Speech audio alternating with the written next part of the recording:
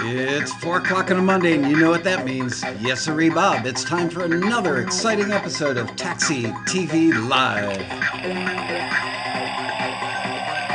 Let's just groove to the band. I should really start the road rally with that. How you guys doing today? Let's see who's in here. Hello. All right. Got the chat window open.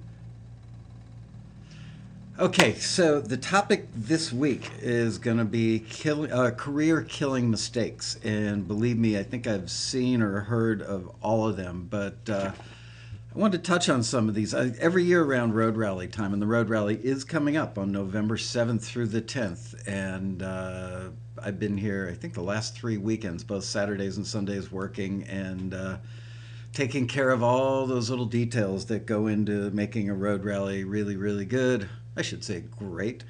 And I forgot what I was going to say. I'm so toasted from working so much that I'll be lucky if I make it through the whole show without just going. I am fairly brain dead, I got to say. But career-killing mistakes. Yes, every year around this time, I start getting a lot of phone calls from members. And I think the road rally is what brings them out of the woodwork. People calling up going, I've been a member for 2 or 3 years and I'm debating, should I go to the road rally? I don't really have enough good stuff. People seem to think that the only reason to come to the road rally is bring 25 CDs of stuff and pass it out and get a deal.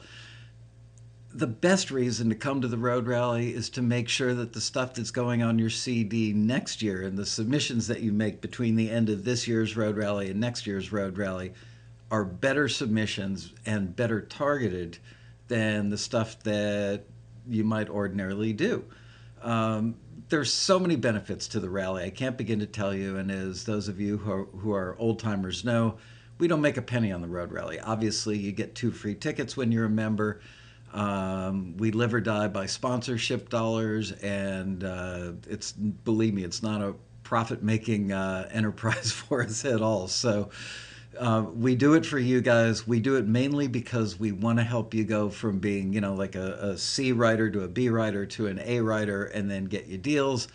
And yeah, sure, people do get deals. I saw a great mention on the forum from Richard Dance that I think he goes by the name Crawdaddy, but also R Dance on the forum.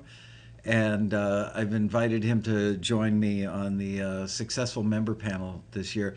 But the guy was standing in line last year, literally standing in line, the registration line, and made a friend, and that turned into a relationship. Lo and behold, the guy is from Australia, and he owns a library and owns a production company, and they get a lot of commercial placements and TV placements. A lot of stuff in the Asian market, which is cool because it's outside of the U.S., opens up a little wider, range of possibilities. And he's now got like 100 and some odd tracks in this gentleman's library, and that gentleman is going to be there again this year. He's also going to be on the music library listening and Q&A panel. So, and Richard's going to be on the successful member panel. So, don't feel like you've got to be ready to come to the road rally. The road rally is the thing that gets you ready. If you like Taxi TV, then the road rally is going to blow your mind because this is like a little drop in the bucket compared to what you'll learn at the rally. So, I'm going to talk about career-killing mistakes because these are things that pop up in my conversations with members that seem to flourish before the road rally. But I was looking, I want to play some music at the top of the show today. So I was looking for a particular CD, and while doing so, I ran into a CD of the first thing that I ever produced as a young newbie in the industry. It was, I believe, in 1976 or 77. I produced a group called Wild Oats. I was on my way home from work at Criteria Studios in Miami, and I heard a commercial on the radio for a clothing store, kind of like a Gap type of store, blue jeans and t-shirts and stuff. And I loved the guy's voice, and I happened to know somebody who knew the owner of the store, and I called him and said, "Who's that singing on your commercial, on your radio spot?" And he told me, and he said, by the way, the guy I think was a shoe salesman at one of his locations. So I tracked this guy down and I knocked on his apartment door one day. His name is Mark Levy. And he said, I said to him, I'm Michael Lasco. I work at Criteria Studios and I want to produce a record with you. I think I was maybe 21 or 22 at the time. And he just fell down laughing, thought that was the funniest thing he'd ever heard. So he had a friend who was his best friend, actually, who played bass with him. And we got a drummer, and they had another friend named Larry Tolan, who was a keyboard player. He went on to manage, oh, who did he manage? Not J-Lo, but somebody really big. The girl who used to be a cheerleader for the LA Lakers. She's had a huge career.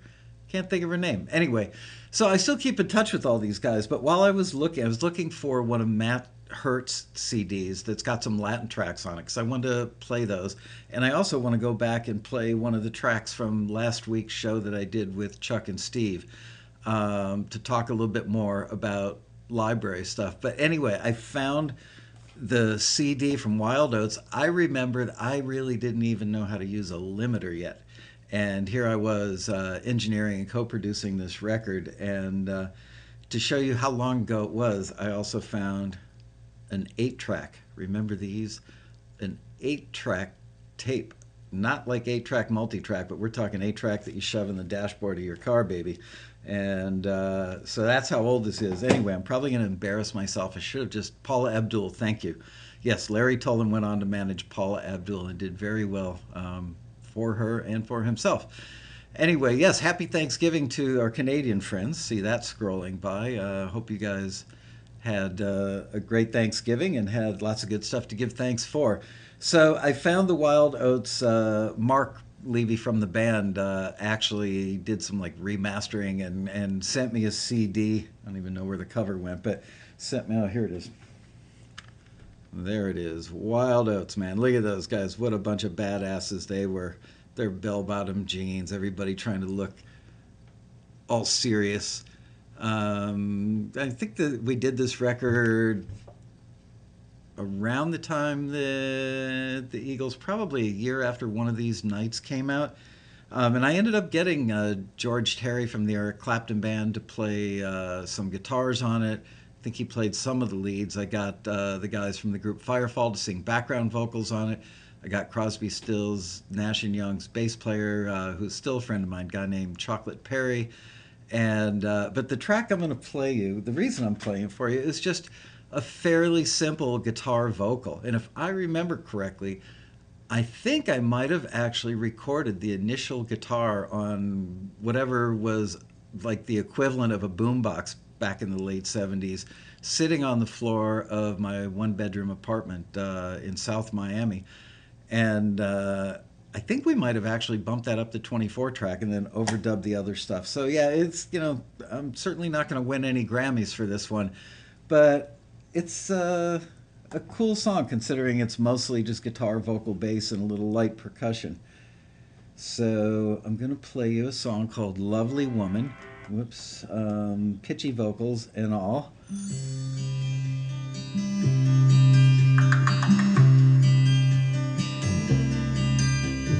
Lovely woman, what a sight.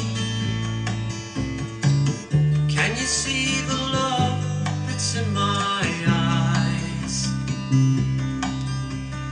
Lovely woman, lovely night. You could be the one to make things right. Don't let the glitter of your stars turn into dust. Trying to find someone that you can really trust. Well, you can trust me. You can trust me. Lovely woman, may I say, you are the wind that fills my sail. Lovely woman, perhaps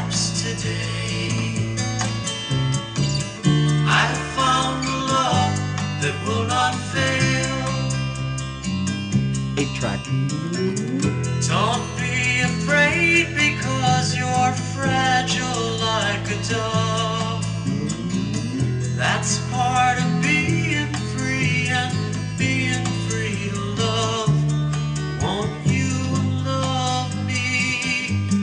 Will you love me? Lovely woman, what a sight. Can you see the love that's in my eyes? Lovely woman, lovely night. You could be the one to make things right. You could be the one to make things right.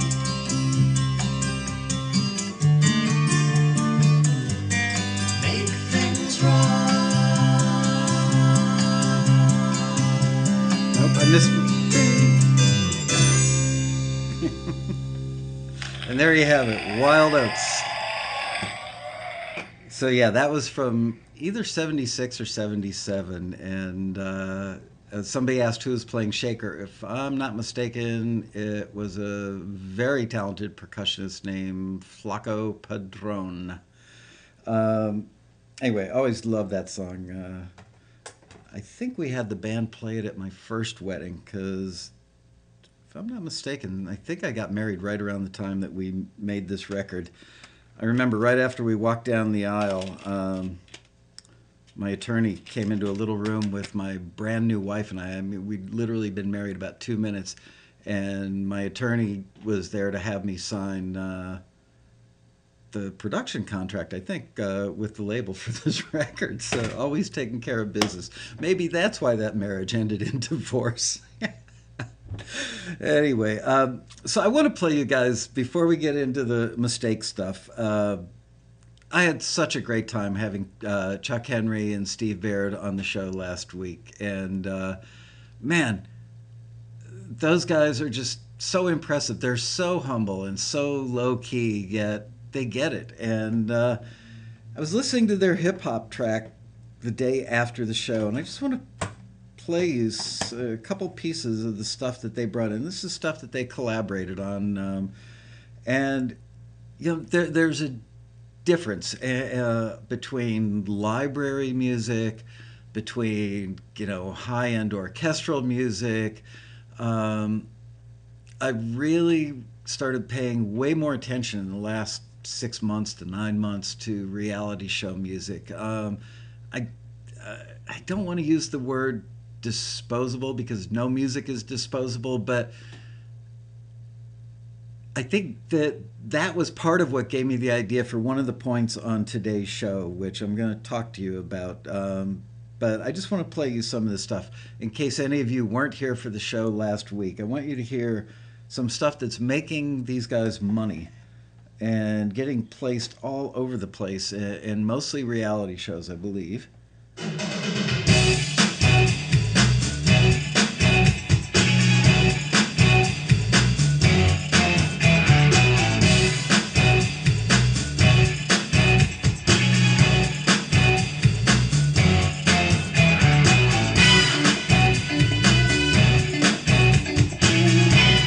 Love that guitar part.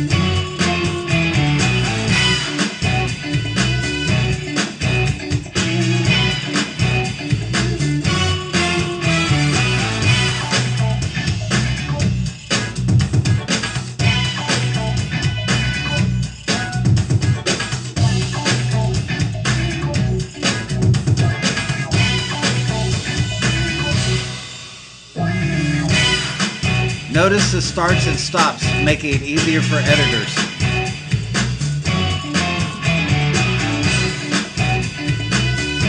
All right, so you got the idea. Moving on to the next track.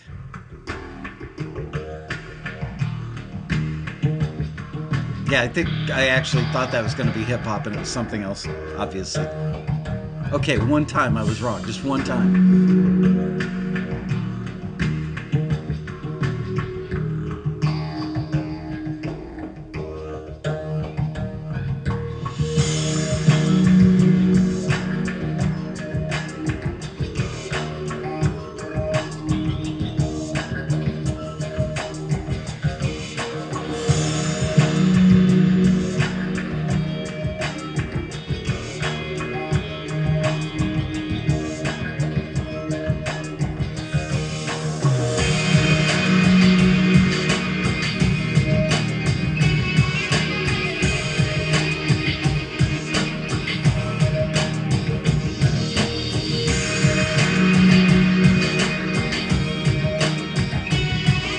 subtly building.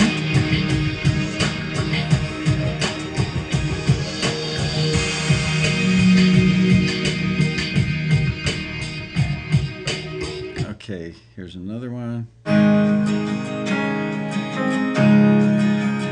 Remember this one?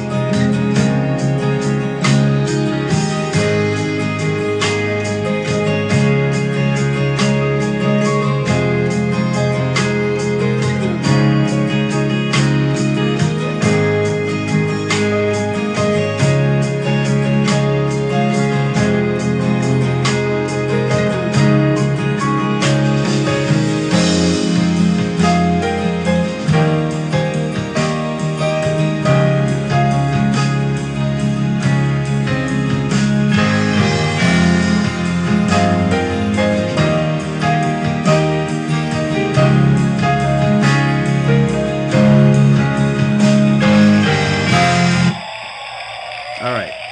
So a couple of people have said repetitive. Yes, it is. But that can be a good thing as long as you combine the repetitiveness with layers that add extra interest as you go. The guys had starts and stops to make it easier for the editors to cut the stuff. You got to remember, video editors very often are the guys laying the music into the show. Sometimes actually even picking the music. Could be that the music soup hands them a drive from a library and says, here you go, you can use anything on this drive because we've done a blanket license. So the editors want stuff that's easy to use. They may or may not have great taste in music. They probably have never really been trained in editing music. But if there's a nice boom, there's a stop and a start, that's a good, easy place for them to cut. You know, they can see the waveform, they can make an easy cut and move forward. So, you know, many of you know this, but some of you watching the show today probably don't know this, which is it's not about necessarily being a musical genius. Wow, what a brilliant composer. The brilliance may be in making it easy to use and easy to cut for the editor, but also, even though it's repetitive, it doesn't really feel that repetitive. First of all, it's really unlikely that they're going to use a full 2 or 3 or 4 minutes. They're probably going to use 15 seconds or 22 seconds or 37 seconds. So what they do is, meaning Chuck and Steve and anybody who kind of knows the drill on producing good library music, is they stick with a central theme. They don't go all over the place and try and create a bunch of fascinating movements and show how brilliant they are in composing. They take the theme and they repeat it, but then, you know, the second time it repeats, they bring in a shaker. The third time it repeats, they bring in another acoustic guitar to double up on the acoustics and make it feel fuller. Maybe the third time it repeats, they bring in a cello. The fourth time, they bring in something else, so that it keeps getting bigger and bigger, although the tempo is the same, the melody is the same. And that way the editor has choices as to, I think I'd want to use the section with the cellos because that hits you a little more right here. Or maybe I'll use the first 16 bars because it's lighter and I need something light to like intro this new character or the thought the character is having or the mood they're trying to create. So there you go. That's just some quick and easy observations about that. Now, how does this relate to the show? Remember, who was it that I had on a couple of weeks ago? Nick Murray. Deb and I, my wife and I went out to dinner with Nick Murray and his wife the other night. Nicest people in the world. I just like fell in love with the guy on the show. And after the show, I said, why don't we go out on a double date? So Nick and his lovely wife and Deb and I went out to dinner, and I remember we got in the car and she thought they were as wonderfully nice as I did, so that was good, confirming my thoughts. But um, wasn't it Nick that said that? I think it was Nick that said, he can do 2 or 3 tracks in a day, and everybody's like, "How is that possible?" Well, this is how it all ties together, and this is one of the career-killing mistakes: is people not producing enough music and enough usable music. So let's say, like, you know what? I'm going to go back to the second track on this for a second. Yeah, I'm going to go back to that third track, the acoustic one, which I think had acoustic guitar, bass, piano. Yeah.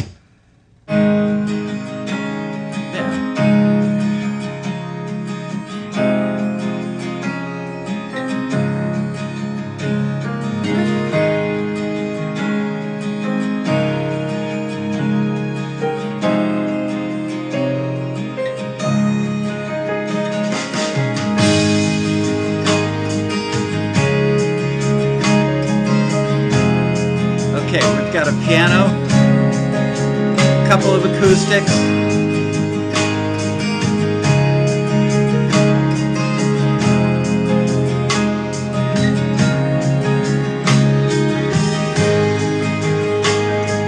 String pad. I think there may be one other guitar in there.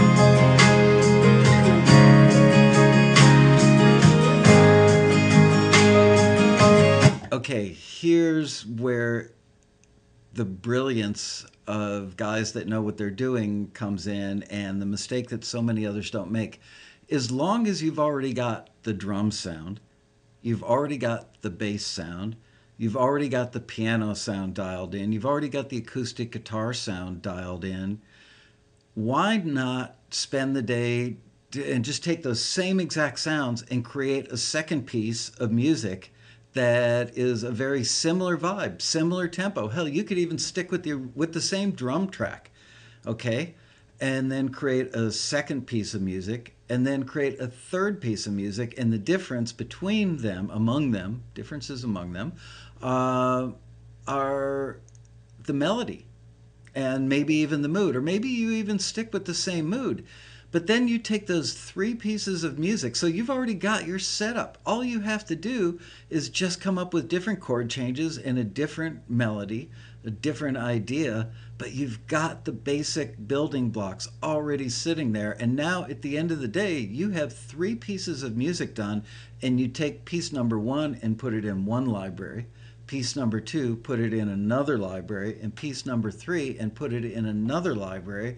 That way, and they could be exclusive or non-exclusive libraries, but at least you don't have the same thing in 3, 4, 5 different libraries, which tends to tick off music supervisors a little bit. But you've got, basically, you're giving them all something very similar, but different enough that nobody's getting their toes stepped on. For those of you who are, like the more advanced members who have progressed to the point where you're getting a lot of stuff signed into libraries and getting a lot of placements, am I nuts, or does that make sense? +1s if that makes a lot of sense to you guys. Yeah, there wasn't a lot of melody, which is good because that means it won't step on dialogue. It's not so attention grabbing that it's going to take you out of the dialogue in the scene.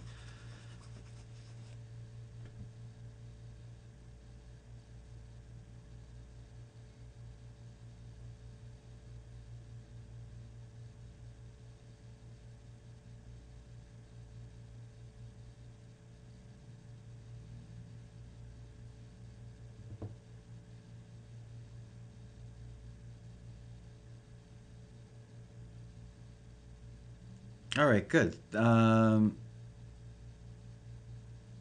Anyway, I had that revelation the other day and went, that's how guys that do 3 tracks a day do it. I mean, you could probably crank out 3, maybe even 4 or 5 in a long day, because you're not starting from scratch every time. Just different chord changes, different overall melody. You might even keep the same mood. What if you created three tracks that were all, kind of what do you call that? Light and easy mood, there's a little sense of optimism in there. Why not do that and then get the stuff out to several libraries and let them know, hey, you know what?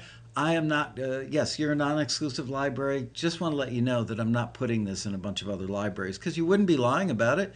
And they're going to appreciate that. And so now they've got an original track, original in quotes, but it is really original. And each company's got its own. Okay, so, yep, the same but different. So there you go. That is, I don't even know where that was on my list. Okay, anyway, so if you're not doing that, you're not taking advantage of an easy opportunity to get way more music recorded and produced and way more music out there. And come on, we've learned this on the show multiple times. We've learned at the Road Rally that the secret to making a lot of money, six-figure incomes for these guys that were here last week, is just getting a ton of music out there.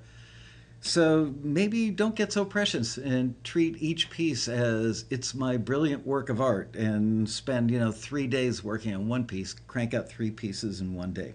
All right.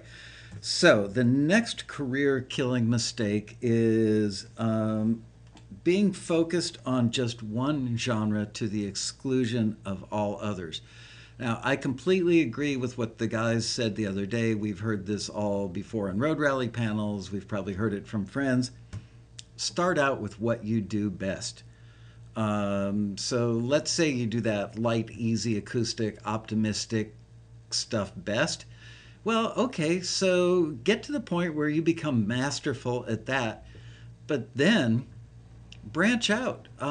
Could you take a track like that and add some big, warmly distorted Gibson guitars doing kaboom, big whole note chords, and make it even more dramatic? Could you then do another version that maybe has, half notes, quarter notes guitars in it, or maybe even like eighth notes? What about guitar finger-picked arpeggio? And then add maybe a bottleneck slide to it, and make your chord progression and your melody something that's swampier, but it's still being built on that same bass. Even if you don't use the same drum track, you could use the same drum sound, potentially, same bass sound. So that's a way to kind of migrate out of just doing one genre, and now you're doing other stuff. Or maybe even you're more radical than that. I think it was Chuck that mentioned on the show, notice I point to Chuck who's not sitting there today, but Chuck mentioned that he originally, was it him that was doing country and then moved into hip hop? I don't know, but I know that I've heard from both of those guys that they originally joined Taxi doing one thing and then tried something else and found out that the other thing they were doing was something else they could do really well. I got to tell you, I am so grateful to my staff, to Kevin and Anthony and Elizabeth. Those guys have really been humping it lately and bringing in great listings. We've added so many new libraries, and we vet these companies really well. And we look for libraries that have a great track record of placements, that don't look like they're really, really large, but they're really effective at what they do.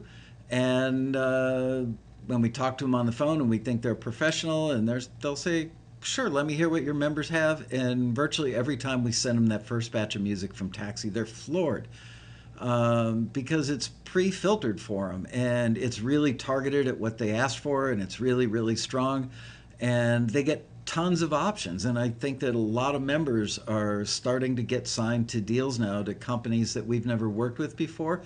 The batch that's coming out tomorrow, the October 15th batch, has a ton of great listings in it. And so just, really read through the listings and think about it.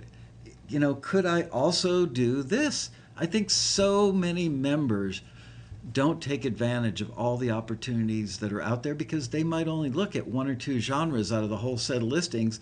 Or when we send out the one off listings, they look at the subject line and it asks for, I don't know, swampy, acoustic swampy music for one of those Gator Boy shows or something. And nah, I don't do that. Really? Well, maybe you could. Because maybe you're doing stuff like we just heard, and the basic tracks are not that far away. So there you go. So don't focus on just one genre to the exclusion of all others. Start out with the one you're strongest in, master it, and then branch out. Um, Another career killing mistake is being focused on just songs and not even thinking about instrumentals. Again, these guys made the point so well, and that they're able to produce a lot of stuff, and I don't think they have a lot of vocals in their stuff. Look, if you're not doing vocals, you don't have to write lyrics. You don't have to find a singer if you're not one. You don't have to worry about the vocals not being universal enough or conflicting with the dialogue or the story and the scene. And just get a ton of instrumental cues out there. Here's how the industry has changed. There's so many, it's sickening how many reality shows there are now. But sit down, this is one of my other points. Sit down and watch a lot of reality TV. Force yourself to watch an episode of The Kardashians and make notes as to what kind of music they use. They basically use like three kinds of music in every episode.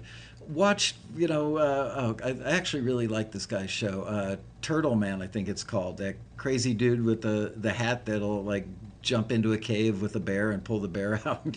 Maybe I'm exaggerating a little bit. But this guy, he's crazy, and the show is funny, but count the number of cues that they use in these shows. And there are just so many reality shows out there, and they are all using library music. And the guys who are smart enough to take the same building blocks, the same sounds, and do 3 tracks in a day and do that 5 days a week, that's 15 tracks a week. That's 750 tracks a year, assuming you take 2 weeks off for vacation. Even if you only got half of those picked up by various libraries, that's still 375 tracks a year that you could have out there working for you. Why wouldn't you do that? So I'm not saying that you should exclude doing songs. It's just faster, easier, and there's a huge market for this kind of stuff right now. Why not take advantage of it? Now, one of the things that my old friend Matt Hurt points out is that he works with exclusive libraries. He works with non-exclusive libraries. Sometimes he works directly with supervisors that he's gotten to know over the years. Sometimes he does stuff with vocals. Sometimes he does stuff with instrumentals. What he doesn't do is put all of his eggs in one basket by just doing one thing and pitching to one thing only. And you know what? I just read something on the thing and lost my train of thought. Damn it. Okay, no more reading. So I think that everybody, as tough as it may be, needs to watch a lot more reality TV. It's what's happening now. It's still growing, which is surprising to me, but it is. And there you go. Just watch reality TV and do it with a notepad on your lap and take notes. Okay, here's another big career killer. I've been calling people for like the successful member panel at the Road Rally. I've returned some member calls. Whatever the scenario, I think everybody on the staff would agree that sometimes it's really surprising that when we reach out to a member, when they sign up for taxi, sometimes they only give us their home phone number and don't even give us their cell number. It's not uncommon to call somebody and not get a return phone call until the following day. What if we were calling that member to say, hey, guess what? Something we forwarded to a music supervisor is now on the mix stage with that supervisor, and they want to know if you'll take $1,000 to put that song in an episode of a show or a film. And we've got to let that supervisor know in like 15 minutes, half an hour, preferably right then and there. Sometimes we get a little more time than that, but my point is that it's shocking how many people don't call us back. And I would say most people can see that it's taxi calling. And you would think, gee, it's taxi calling me. Maybe it's about a deal. Maybe I should get to that phone call really quickly. So there you go. Um, we're distracting, Michael. Yeah, you guys are distracting. I'm trying to see if there's anything I want to address in the chat before I go through all my points too quickly. Uh, yes, the key can absolutely affect the feel of a piece. And you know what? Think about that when you're writing, when you're doing these three cues all built with the same building blocks in a day. It's not only the key, but, is it minor chords, minor sevenths? Is it major? Think about the emotion that you're trying to portray. You might be able to get away with doing 2 or 3 days worth of work using the same bass sound, same drum sound, same guitar sound, same piano sound, and just merely by changing the voicing of the chords, using minors or sevenths, eighth notes, quarters, wholes, whatever. Um, all that can change, but yet the building blocks are still the same. So you don't have to come in and spend, 2 hours figuring out which drum sound you're going to use.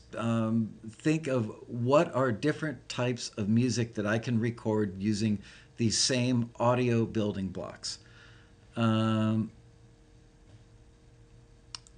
Laurel Gonzalo says, "What's a meta tag?" A meta tag is the information that goes. It's digitally embedded in with your track. It'll show up if you look at the info section of iTunes of songs that have meta tags, and it'll have your name, your email address, your phone number, the song title, maybe the mood, up tempo, carefree, optimistic.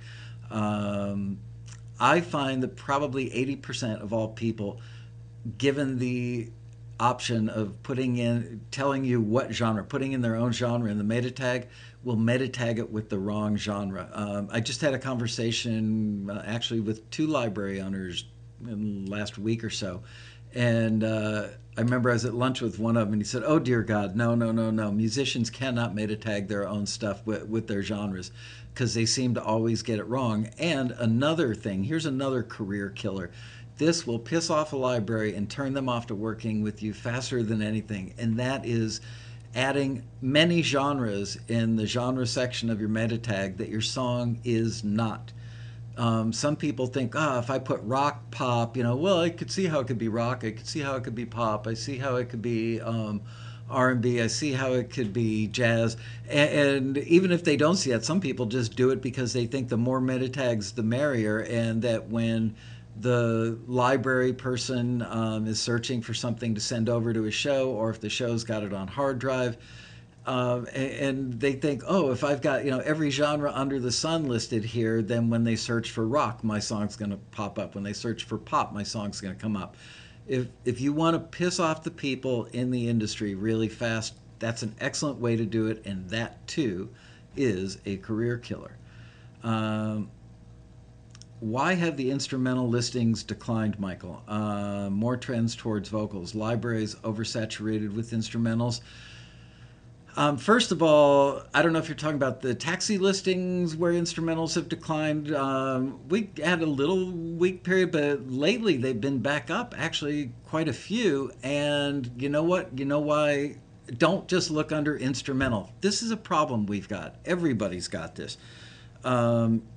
Listing comes in looking for Latin instrumentals.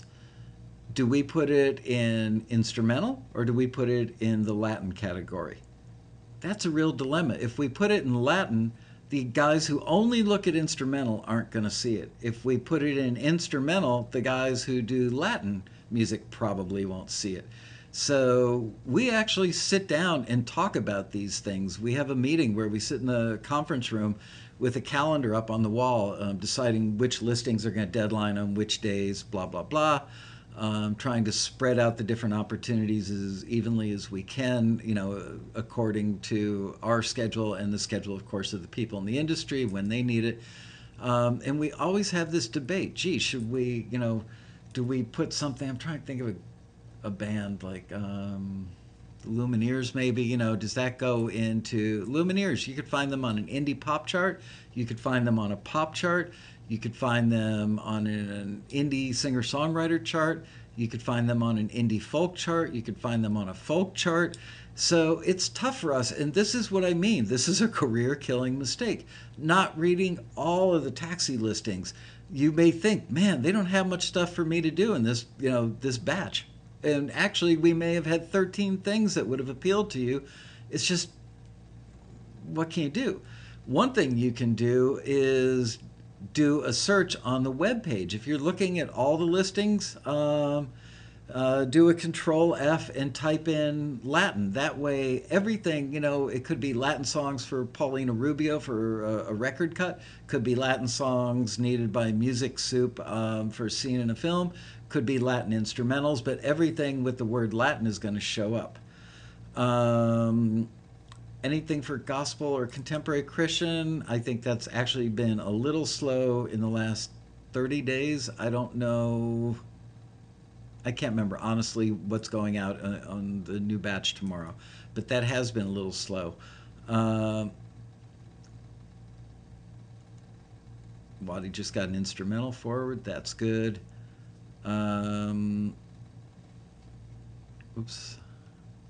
I'm way back there. Okay. Caught up now.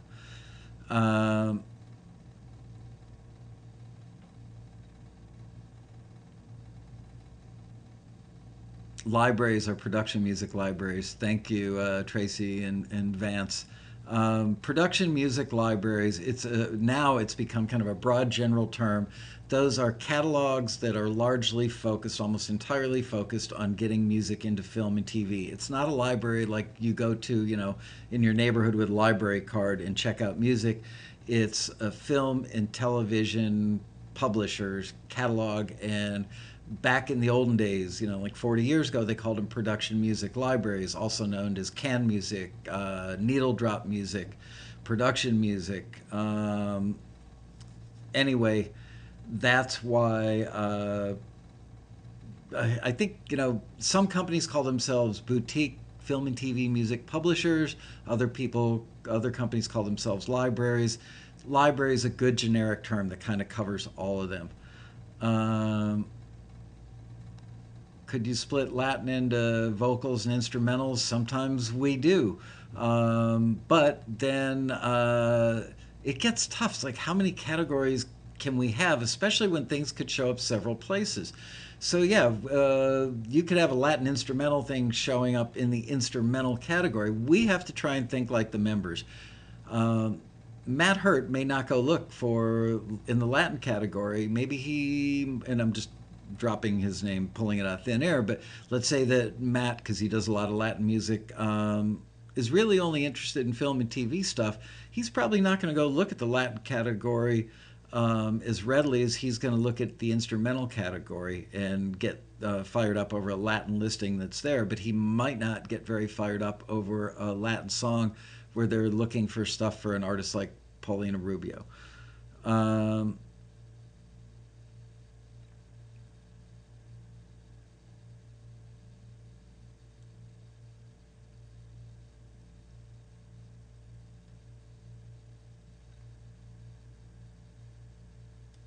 Yeah, popped over their first thing. I don't know what that's about. Blues. Didn't we just have a blues listing go out yesterday? Gritty Blues, I think. As long as we're on the subject of blues, I'll address that. There's a career. Ooh, I got to get going. I got a lot of stuff on here. A career-killing mistake. If you're a blues artist and you can make great-sounding blues recordings, whether they're instrumental or whether they are songs with vocals, so many of the blues guys want to show everybody how great they are as a player. But ultimately, if you notice, many of the blues listings that go out, especially I think the ones that come in, we get quite a few blues listings from directly from supervisors, and they frequently mention that they're not looking for stuff with tons of musical or guitar playing prowess. They're not looking for the next Stevie Ray Vaughan. They are looking for a song that creates an emotion or a vibe, makes you feel, something that would play on the jukebox of a greasy, kind of low rent bar out in the boonies that somebody walks into during the course of a scene in a show. And there's music way off in the background, probably in that other room over there, 70 feet away, coming off a jukebox. Nobody watching the show is sitting there going, wow, check out that dude's guitar playing. What they're really interested in is, does it not get in the way of dialogue, and does it make you feel like you've walked into that kind of bar? Um, Pedro says, my submission yesterday, the blues listing had no lead guitar. There you go. Michael Lasco's speed reading course. I took speed reading. I think, the Evelyn Wood course when I was 12 years old. Okay, got to not answering phones. Oh, here's a huge one. Not responding to deal offers because you're afraid. I got a call. There's a company that's probably 90% taxi members. It's a production music library or a film and TV music licensing company. And a year or so ago, the owner called me up and said, I don't know what the deal is. We're offering all kinds of deals to your members, and not nobody, a lot of people aren't responding to the emails. So I picked up the phone and I called some of the members and said, why didn't you respond to the email? Didn't you join Taxi to get your stuff in catalogs and get it placed? And they all said, yeah. And I said, why aren't you responding to the emails from the companies when they offer you a deal? I was scared. Literally, most people said they were scared. They were afraid of the deal. They froze. They didn't know what to do. That's a career-killing mistake. I can't give you legal advice, and I can't go, clause by clause in a contract and advise you. But I can tell you that there's kind of a common range of deals, whether they're exclusive or non-exclusive deals. Most of the deals are within a range of acceptability. And here's the other important aspect of it, is if you're cranking out 2 or 3 of those tracks a day, don't spend a week debating a deal on one of those tracks. If somebody offers you a deal on it, it's probably a pretty solid deal, certainly within the range of acceptability if it's coming through Taxi, because we vet the companies we work with. I think only twice in the company's history do I remember us ever going, damn, we wish we hadn't run a listing for the company, those particular companies. But members are offered a deal. Here's the thing: is musicians talk. Musicians hang out at a band practice. They hang out wherever musicians hang out. It's like, oh man, I would never give up my publishing. There are a lot of people, and that's pretty good advice. Look, Steve Miller still owns all of his publishing, and he makes really good money because he owns all of his publishing. But you are not going to get your instrumental track into a library if you want to keep 100% of your publishing. So you can have 100% of nothing, or you can have 50% of something that's out there making money for you. Many of the deals are that the company gets 100% of the publishing, you keep 100% of the writer's share. That's true of both exclusive and non-exclusive deals. There are other variables in there, but I'm not going to do a whole show on that right now. But you know what? It's extremely rare that if you're cranking out library type music, that any of those pieces are going to make you a fortune single-handedly from that one piece. So treat it as a commodity. Yes, it's a commodity that you poured your heart and soul into, maybe, but it is a commodity after all, because there's a lot of music out there to be had, and you want to be competitive and get your music into these shows and get as much of your music into as many shows or movies as you can and make as much money as you can. So don't get hung up on one piece of music unless you've written something that's just like, this is the best thing I've written in the last 10 years and this could get cut on an album. Okay, that's a different, a zebra of a different stripe, a horse of a different stripe, whatever that phrase is. So yeah, treat that differently. But if you're doing several instrumental tracks a day or a week, man, oh man, just know that most of the deals are kind of a 50-50. Fair enough. If they make a buck, you make a buck. And if they're going to make a buck, then you're going to benefit from that. And really, are you going to, sit down and try and renegotiate the contract on that thing? Not that I'm saying that you should just blindly sign every contract. I'm not saying that at all. I will tell you that I've only met one or two attorneys, maybe, that really know anything about the production music library world. Many of the music attorneys I know are still stuck in the old record deal world. And even some of those music attorneys go, oh my God, they want 100% of your publishing. Don't do that deal. Here's another career killing mistake, and that is you live in Lafayette, Indiana, and you get offered a deal by a really reputable company. How do you know they're reputable? Because you're smart enough to go on the taxi forum and say, I got a deal from a company. Can I PM somebody and run the company name by you and see if it's a company that you know any history on? Ask your friends. But instead, your next door neighbor happens to be an insurance attorney, a real estate attorney, a small business attorney, whatever kind of attorney. And the guy took a couple of music law courses somewhere along the line or read a music law book. And you say, look at this. I got this contract from this company. And most of the time, they're only like a couple of pages. And these guys who really don't know will look at that and they see that the company gets 100% of your publishing. They don't know that you should be cranking out a multitude of those tracks a week and that they are pretty commoditized. And it really doesn't matter that they get 100% of the publishing because it's basically a 50-50 deal. They don't know and they say, I would never sign this. And then you think, wow, Taxi hooked me up with this lame company. Meanwhile, all your friends from the forum or all your fellow members who are being offered the same deal and are more knowledgeable are busy signing those deals. And they're the guys that end up like Chuck and Steve having six-figure incomes because they've got hundreds and hundreds and hundreds of tracks out there in 5, 10, 15, maybe 20 different libraries working for them. All right?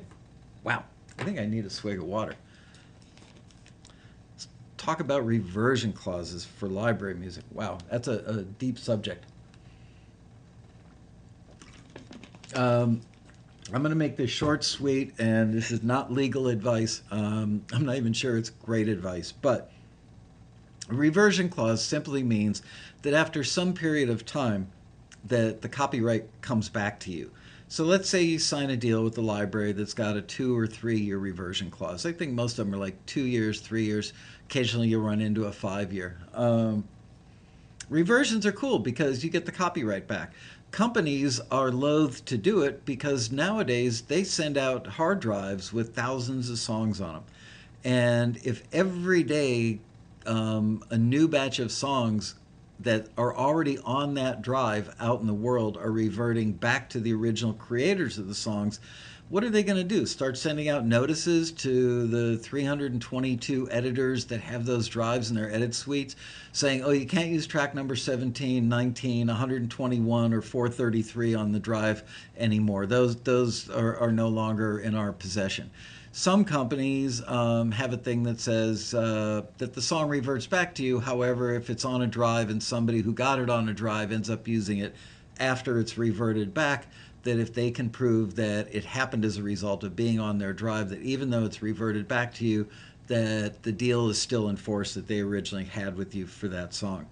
Now, yeah, it's great if the copyrights revert back to you. That's optimal. If somebody's had your piece of music for 2 or 3 years, and frankly, it's not uncommon at all that something could be in a library for 2 or 3 years and never get used and then end up getting a really juicy placement that ends up making you thousands of bucks, over time from your performance royalties. Lost my train of thought there. Do you really care if this stuff reverts back? I mean, there are good points and there are bad points to reversions. I see valid points on both sides of the argument. I don't want to spend the whole show talking about it, but a lot of times I wonder, okay, so you've got a 2-minute instrumental track. Kind of like the light optimistic acoustic guitar thing we heard from Chuck and Steve. And okay, great, that reverts back to you, um, and you've got it now. And so what? I guess you could send it out to another library then and try and get it in another deal. Not terrible. So, like I said, Michael, is the 60-40 split a new trend? I don't know. I honestly don't have a good answer. I am a little surprised because of the amount of new companies that we're working with, new libraries, new boutique music, film and TV music publishers, that first of all, you won't see any of the taxi copycats putting any sort of deal points in their listings. Oh, I got to tell you guys this. The other day, one of the taxi copycats, I'm on their email list, and I woke up the other day to one of their listings. I read it and I went, I wrote that listing. That looks really familiar. And so we searched our database. Sure enough, that listing came out of taxi on October 1st, and by October 8th or 9th or 10th, somewhere around there, another company had taken a taxi listing word for word. 68% of that listing was word for word from us, same sentences in the exact same order. The only things that really changed were the opening line, the closing line, and the genre it was looking for. So that's how bad things have gotten out there in the wild, wild west. Is the companies that are copying taxi are not only copying what we do, they're actually copying our listings and using them because maybe they're not smart enough to write a good listing themselves. And here's the funny thing: is they're putting this listing out there. Who knows if what we wrote and I edited here even has any real applicability to what the company was looking for, if there was even a real company on the other end of that listing. Mind blowing to me. Mind blowing. And it's not the first time we've seen that, actually. So now I forgot what the heck I was talking about. What was I talking about right before I went off on that tangent? Lawsuit. What am I going to do? Sue them over copying a listing or two? Not worth the effort. But it does show, it is plagiarism and it is copyright infringement. And more than anything, is an indication of the lack of business ethics that these people have. I wouldn't want to do business with a company like that if they're unethical enough to post a listing that was, any of you guys who looked at it would say, yes, this is clearly copied from the taxi listing. Why would you want to do business with a company like that? What else would they do that's shifty? Yeah,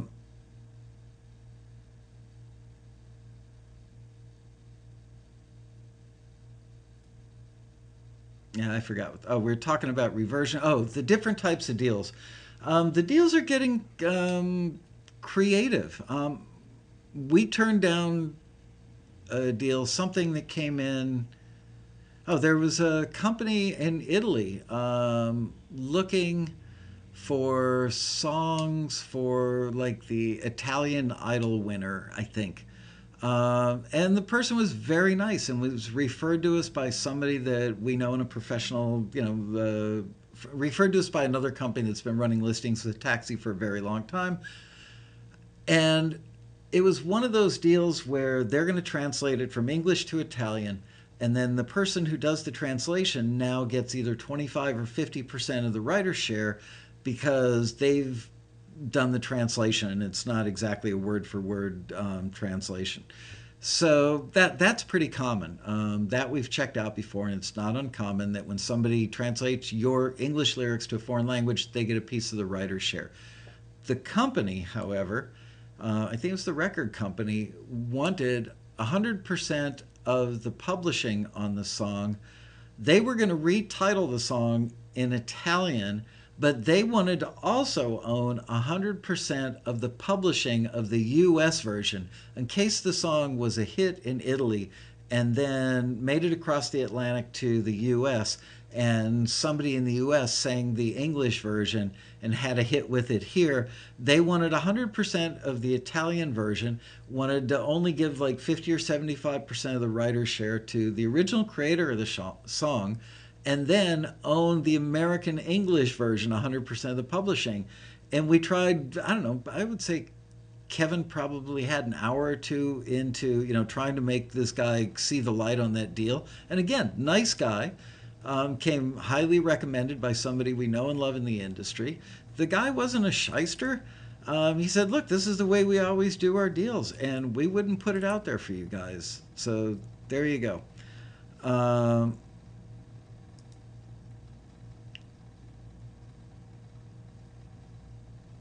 Google Translator is free.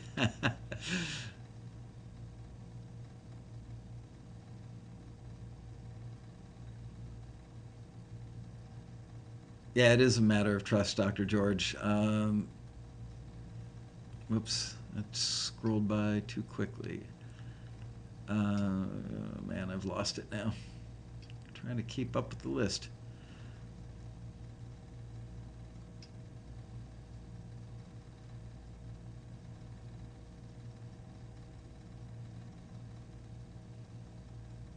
Right. If somebody will lie for you, they'll probably lie to you. I mean, we see stuff like this. I hate to bash the copycatters, but um, that's the way it is. It's just we see tons of this stuff. Um, okay. Anyway, I got to get going on my list here. Already covered that one. Covered using attorney who's not a real music biz attorney, and many of the music biz attorneys really don't know the deals on film and TV stuff. Um, Oh, I covered not knowing the normal range of deals. Oh, here's a big one. The I've got a publisher syndrome. I've heard this one so much in the last year, and I'm a little bit astounded by it, but I do understand it. Um, Somebody gets hooked up with a publisher, a music library, a film and TV publishing company, music publishing company, through Taxi or however they end up. And they go, "I've got a publisher now." And it makes them feel validated and it makes them feel good and important. And I get it. I really do get it to say, "I've got a publisher, my publisher." Wow, you've got a publisher. I guess if I were writing songs or writing books or, yeah, it'd be nice to say my publisher. And then they take everything they've got and throw it at that one publisher because it's my publisher. And my publisher loves me. They validate me. They get me. Not like those dumb old taxi screeners or any other people in the industry. These people get me. Well, now you're putting all of your eggs in one basket. And believe me, there's many of the companies we work with. If I were you guys, I would be tempted to want to put a lot of stuff in that one basket with them. But don't do it. I hope none of our companies are watching today's show, but don't do it. I'm telling you, Matt Hurt, Chuck Henry, Steve Baird, and so many other members who are experienced and similar to them will all tell you, even though you've got one company that loves you and does really well for you, spread it around. There are a few reasons. Number one, they may grow cold on you. At some point, they may think, "I've got enough stuff from this person and it all kind of sounds like that person." And you know what, they're always getting fresh meat in the store. So at some point the newer, fresher meat might be more exciting to them. And now your stuff, you've put 100 songs or tracks in their catalog, and maybe you got a lot of action on the first 25 because they were still in love with you. Like it's like when you start dating somebody and you first fall in love. Everything's great, the world is rosy, but over time you start to notice that, I'm looking for a toothpick, that they pick their teeth or they scratch their butt or they fart in bed at night and go whap whap whap with the sheets. For whatever reason, they may drift away from being in love with you, not just your husband, wife, boyfriend, or girlfriend, but the company. So, by spreading your stuff around to several companies, you eliminate that possibility of them growing cold on you. You also dramatically increase your chances of getting stuff placed in shows because while one library might be really tight with MTV, another library might be really tight with Warner Brothers Studios and gets a lot of stuff in WB shows or anything that Warner Brothers produces. So you want to get your stuff into as many library places as you can, okay? Spread the love. Um, wow, I've been doing this for an hour already. Um, got that one covered. Oh, I was on a phone conversation the other night with a guy who wanted to know if he should renew or not. And I don't know how we got on the subject of PROs, but I can't remember. Is that conversation or another one? Maybe I shouldn't blame the guy. I spent 2 hours on the phone with this guy the other night. Really liked him. He's a locomotive engineer and a really nice guy. We had a really wonderful conversation, but I could be wrong. He might not have been the guy. Somebody I was talking to recently said, "What is a PRO?" What is a PRO? A PRO is a performing rights organization. I think in every other country in the world, they just have one. That's the entity that collects the money when your stuff is performed in a public way. In America, it doesn't count for movie theaters. You don't get paid a performance royalty for theatrical spins, but you do on radio. You do on a TV show. If your song is in a movie and the movie eventually makes its way onto TV, you get paid a performance royalty then. If your song is on a reality show and it plays 4 times a day in the United States and another 10 times a day in countries all over the world, you make a performance royalty for that. So, I was in shock that this person, who was otherwise very intelligent, and again, it may not have been the gentleman who's the locomotive engineer, um, people join Taxi because they want to leave being an amateur musician or composer or songwriter, what have you, and become a professional. And yet they don't know what a PRO is. Just mind blowing to me. So read the books, folks. Read the books and learn what a PRO is. Um,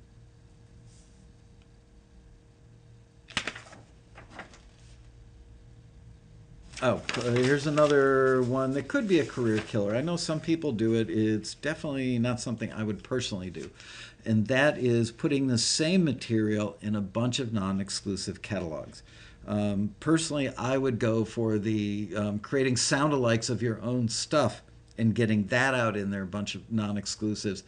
But supervisors aren't too keen on getting a phone call after a show is aired from 3 different supervisors who, I mean, 3 different libraries who all had the same track under a different name in their catalog, and they all pitched it at the same supervisor. But maybe the supervisor found it early in the game and didn't end up listening to the stuff that was submitted from the other libraries, so he or she didn't know that the same track came in from 3 places, and now he's got people in 3 different libraries going, um, gee, which one of us really actually got the song there, you know? So I'm not a big endorser of having the same material in a bunch of non-exclusive libraries. Um, wow, I think I covered the whole list. All right, I'll do a few minutes of Q&A, and then we're out of here. Um, yes, time does fly doing these shows. I can't believe I can talk so much for an hour. But ask my family members, and they'll tell you I can. Um,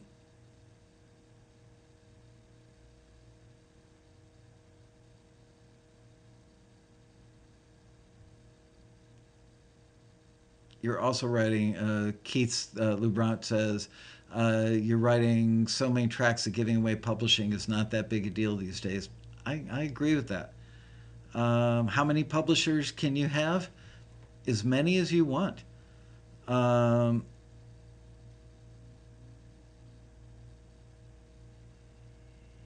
yeah, I'm not going to answer tax questions.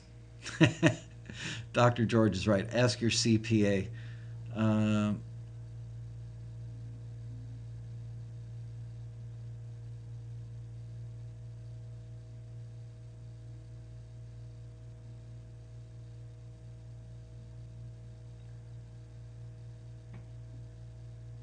yeah, any new EDM listings getting posted up anytime? I think we've had quite a few EDM listings. You know, frankly, um, I'm going to tell you guys a little secret. I made a decision the other day, talked to the other staff members about it. Honestly, I don't know how to say this the right way. There's so many ways to misconstrue what I'm about to say. But there are companies that we run listings for. We've gone on their sites and listened to their music and said, wow, our forwards are way better than the stuff they're featuring on their website. Maybe we should lower the bar a little bit. And some people on the staff are like, Michael, why would you want to lower the bar? We've earned so much respect over like the last couple of years in particular, where people from the industry are constantly commenting to us, wow, the stuff we're getting from you is really, really good. But we want to see as many members get deals as we can. So we can't really put into a listing. The bar is going to be lower on this one because we're talking just by, a couple of percent. But we're definitely going to start showing the screeners that there are libraries that are exceedingly picky and have really amazingly high quality stuff. Of course, they all say that they do. But when you listen to some of the other libraries, you go, this is good. There's absolutely nothing wrong with it. This music is well done. I can absolutely see how it would get used in a ton of reality shows. But if I played you one of those tracks compared to one of the high end tracks, you'd go, oh, wow, the difference is obvious, and it's immediately obvious in like 5 or 10 seconds, that quickly. Um, so we are going to be more aware of when we can be a little, and I'm saying underlining the word a little more liberal in what we forward. Okay. I mean, there are times that, we may get in, just pulling numbers out of the air, but this is probably somewhat in the ballpark, where we might get 200 or 300 submissions for something and have 46 forwards. And I know that some people in the company are afraid to send 46 of anything to somebody in the industry, but we have to because it's all good. All 46 are good. So what we do is we break them up into bite-sized batches, and we'll send a note to them saying, look, surprisingly, or maybe not surprisingly, we found 46 things that are in the genre you're asking for, fit the mood you're asking for, and are all above the bar. We just don't want to overwhelm you. So we're going to break that up into, 2 or 3 batches. And I'll go, oh, sure. So there you go. So I don't want to say too much about that, but we are going to work harder in the coming year to get more stuff onto more desks because we definitely know that libraries are out there signing stuff that, frankly, we probably wouldn't forward. And frankly, I would bet dollars to donuts that if you guys watching the show today sat down in the screener chair and you were given the same mission as the screeners, you guys probably, we see it at the Road Rally. We see it here on the show. We see it on the forum. The members are absolutely, almost entirely in line with what the panelists at the Road Rally seem to be turned on by.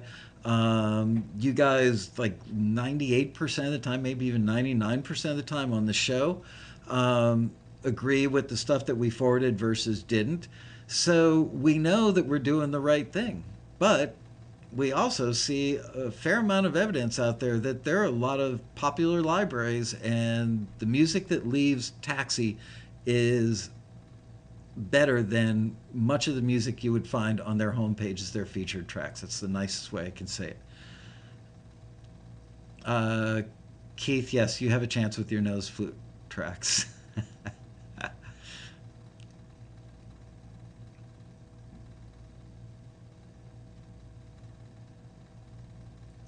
Some of our 50 publishers tell us that Taxi screeners are too quick to return good usable music. Seriously? How would they know what gets returned? Got to ask that question. But yeah, yeah, I can't answer a question about a particular company, Parallel Sky. But how do they know what we're returning? And a lot of times, here's the problem: is a lot of times we have to return stuff that doesn't fit what the listing asks for. Think about that. If you're in our position and that they're asking for light acoustic optimistic stuff, and somebody sends stuff in that has electric guitars in it, but it's really good, but it's also not really optimistic. What do we do? Do we have the company thinking, you know what? I don't know if I'm going to run any more listings with Taxi because they're not sending me what I'm asking for.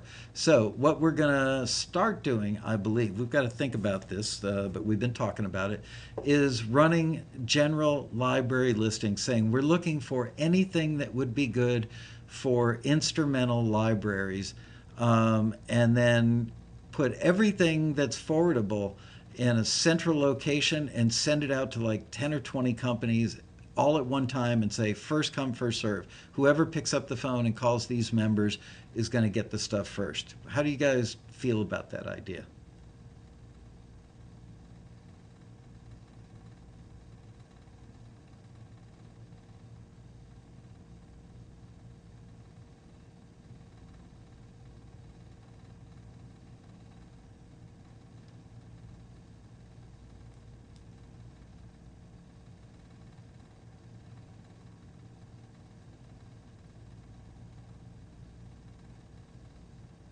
We've thought about doing. Remember, we talked about a year ago about doing it in tiers. You know, like here's the A stuff and here's the B stuff. Of course, nobody'd really want to be in the B pile. Gosh, we saw one of the taxi copycats running a listing where they were actually charging people submission fees for like an internal song contest. Hey, we're having a song contest, and they were charging a submission fee. Um, so we don't want to run general listings that look anything like that. We just like anything that would be good for libraries. But then the libraries are going to say, well, now we've got this giant you send it file with 200 tracks in it, and they're not going to take the time to go through it because it wasn't all focused at the genre that they needed. So there's some good and some bad in there.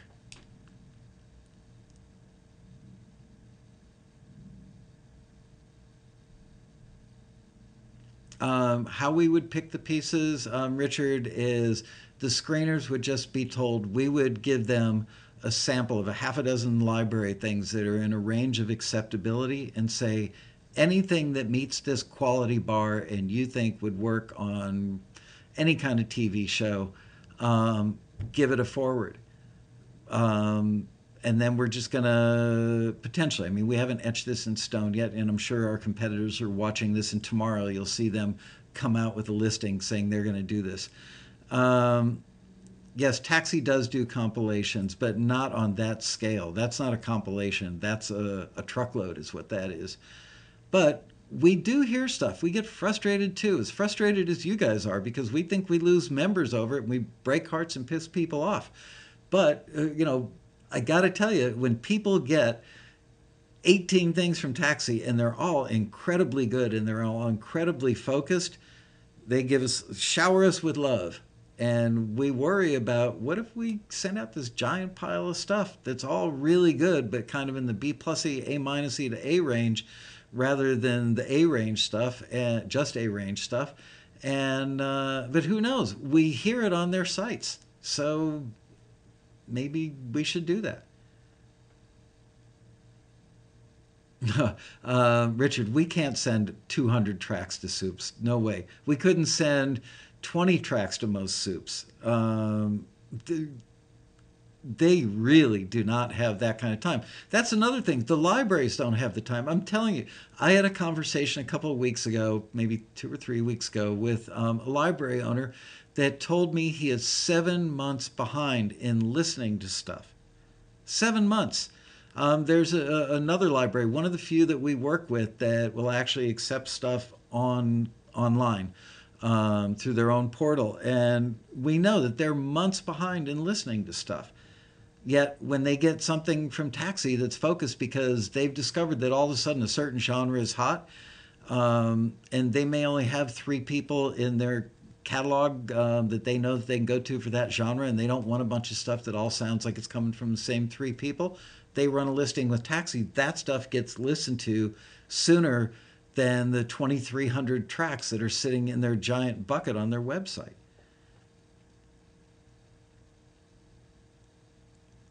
To answer your questions, our friend sent the publisher running the listing the songs that were returned by Taxi. Well, give me a call and let me know who the publisher was so that I know that we can lower our bar for them. Suggestion, maybe do the listing, then hold on to the tracks for a certain period of time and you guys decide when to forward. I don't I don't know what to say to that one. I'm not sure about it. Um, so the contemporary stuff is outdated by the time they hear it. Um,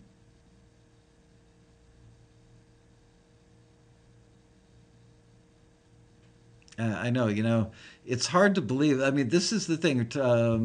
Trev Turner says should I think I'm reading the back half of a post. Just says should only A list stuff.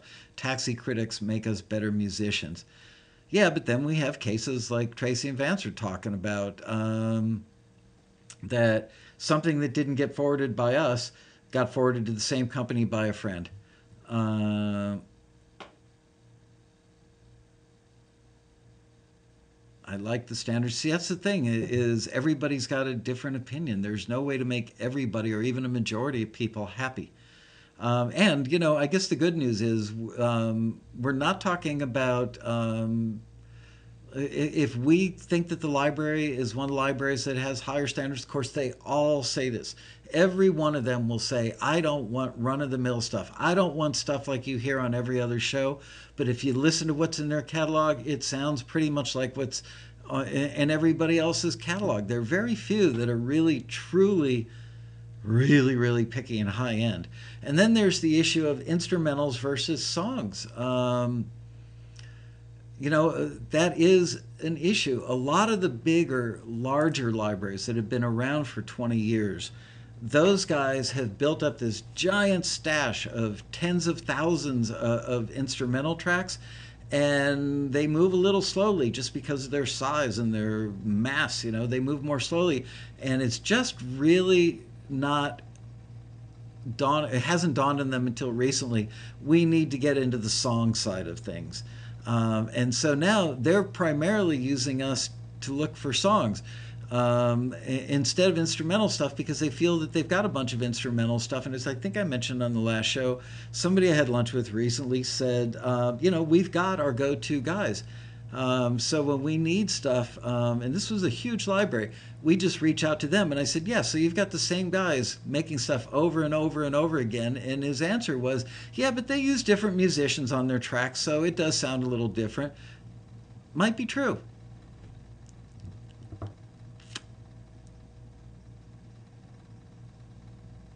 Yeah, give them what they want, not what they say they want. So true. Yeah, everybody says they all want the best. Scott Hansen, you can make the majority of us happy by giving us a medical marijuana card. uh, Let taxi be the thermostat, not the thermometer. I know, it's such a tough decision, and I'm not saying that we're going to lower standards across the board. But it might only be, like 5%. Not that you can really put a number on that sort of thing. I don't know. We're gonna have to experiment with it. We're gonna have to see how the members react to it. We're gonna have to see how the companies react to it. We'll know pretty quickly from the companies. But I do like the idea. Maybe the best idea of all is doing send us anything you think would be good for libraries, and then we send the same you send it out to damn near every library on our list. And then all of a sudden, members are going to be getting calls from people say, hey, I just got that big pile of stuff from Taxi, and I love your track. Oh, I'm sorry, I signed that track to another library last week. And then they're going to say, oh, well, do you have any other stuff like that? Yeah, I do. Send it to me. And then it's going to sit in their bucket for 4 months while they don't listen to it.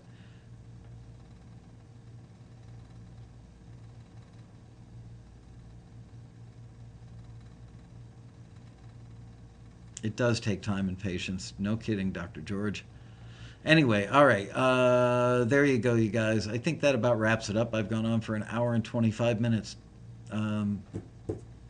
I will see you next week. Probably not going to do a show on Wednesday because I'm just so busy at the rally stuff. I'm literally working 7 days a week and really long days. So it was all I could do to get this show together. I actually wrote this show yesterday on Sunday, sitting here at the office. India's hot. Yes. Oh, you know what? I want to talk about that. Sorry, I'm not signing off yet. That's another thing. Indie is hot. Gosh, we get so many requests for indie music, and not enough of our members make it. It's to sound ageist about it. I don't mean to be, but it is young people's music. Although really, it's not that different. If you think about the instrumentation, it's not that different from that track of Steven and Chuck's that I played a little bit ago, the light acoustic optimistic track. Yet. Why is it that our 40 and 50-year-old members can't make an instrument? Boy, if you could crank out, if you do nothing else for the next 90 days, crank out stuff that sounds like the Lumineers, name some other bands that are acoustic based and considered indie. That's what everybody wants. That's what they're starving for.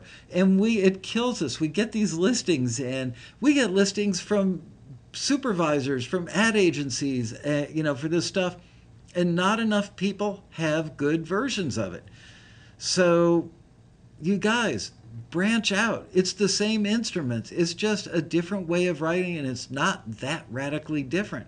But sit down and listen to an entire Lumineers album and listen to it 5 or 10 times till it sinks in, and then sit down, and I guarantee you, if you created 20 Lumineers sounding instrumental tracks, that those babies will make it into libraries. How about posting your notes from the shows? Nah, that would be embarrassing. Never going to do it. Old school folk and Americana is now indie. Kind of. It's not that different. Yeah. And lo-fi quality. We get listings that are asking for lo-fi. And I can just see the taxi members all sitting there spending a half an hour setting a limiter and screwing around with an equalizer to try and make something sound perfect, when truthfully they could have literally flipped open the lid on their MacBook and fired up GarageBand and laid down a simple drum part with brushes and an acoustic guitar with rusty strings that's barely in tune, and then some form of percussion on it. And Imagine Dragons, thank you. They're a little more sophisticated. Maroon 5, nah. I mean, we still get listings for them, but Mumford, yes. Why aren't more people doing that stuff? The Civil Wars of Monsters and Men, yes, yes, yes, yes, yes. Why don't you guys do that stuff? We want to get you deals. Give them what they're asking for. Lumineers equal white teeth. All right. Thank you for watching, you guys. I hope you learned something, and I will see you guys in a little bit more than 3 weeks at the Road Rally. Last time I checked a day or two ago, the hotel was just under 90% booked already. So it's funny, we've never had the hotel fill up this quickly, yet just now we're starting to see an influx of people signing up for the rally. So better get a man right on it, especially if you want to stay at the Rally Hotel, which anybody who does will tell you, you don't want to be staying a quarter of a mile away and walking at home at night and missing that elevator ride where you meet somebody from the industry, or getting off your elevator on the 7th floor and meeting a whole bunch of other members hanging out and jamming. You want to be around the Rally Hotel. So there you go. Signing off now, and see you guys next week for another exciting episode of Taxi TV Live.